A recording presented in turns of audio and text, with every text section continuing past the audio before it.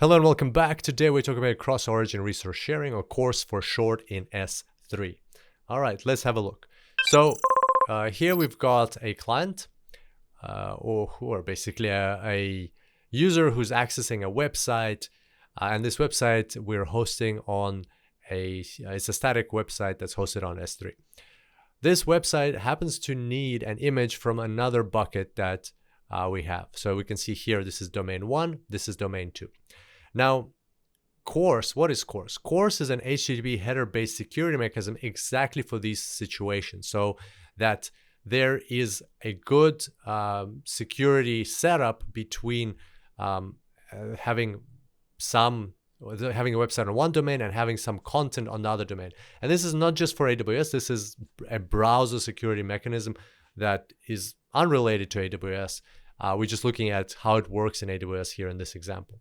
So what will happen in this case is the browser is actually being directed here by the user, but it needs something from another bucket or another domain. So the browser will send what's called a Preflight request, or it's also called a CORS request, to this server, and it will ask, can I get this image for this origin? So that's why it's called cross origin, because this is the initial origin.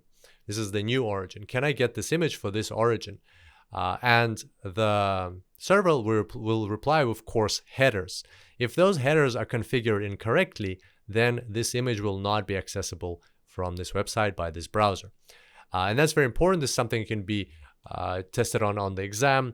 Make sure that you know that you need to correctly set up the CORS headers in this bucket so that these files can be accessed from this website.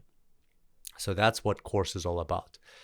And another thing to keep in mind is that it works similarly with S3 Object Lambda. Like, we'll have a separate tutorial on S3 Object Lambda, but basically it allows you to modify objects when requested from S3.